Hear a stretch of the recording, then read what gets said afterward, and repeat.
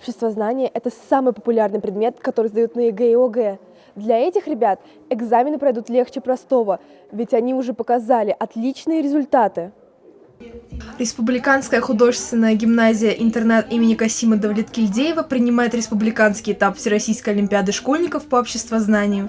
Ежегодно ребята из 9, 10, 11 классов соревнуются в знаниях по такому всеобъемлющему предмету. Школьники съезжаются со всего Башкортостана. Состязания идут 2 дня. Тут очень много желающих. Почему обществознание – самый популярный предмет? Я считаю, что обществознание самый популярный предмет, потому что он включает в себя очень много других наук, и можно всегда покреативить, творчески подумать и как-то использовать свои знания об окружающем мире. Какая польза от этого предмета? Я считаю то, что обществознание полезно для того, чтобы, в принципе, знать, что тебя окружает, и в случае какой-то ситуации можно использовать эти знания, чтобы не попасть в какой-то казус. Перед началом самой Олимпиады мы заглянули в несколько аудиторий. Настроение у ребят приподнятое.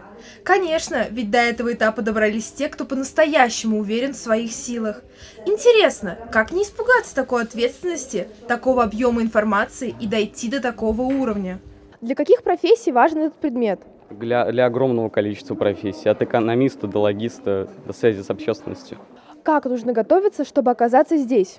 Во-первых, нужно готовиться очень интенсивно, потому что времени для подготовки дается достаточно мало. А во-вторых, нужно это делать структурированно. Нельзя просто массивно потреблять знания, а нужно делать это по этапам. Экспресс-тест. Назови любое определение. Эмпирика – метод познания, при котором используются органы чувств.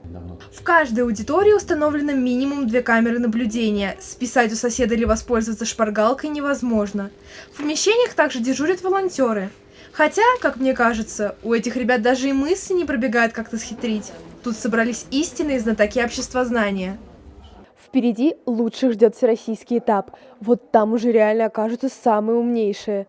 Будем держать вас в курсе. Эрика Мельдра и Исмагил Кудакаев специально для Горы новостей.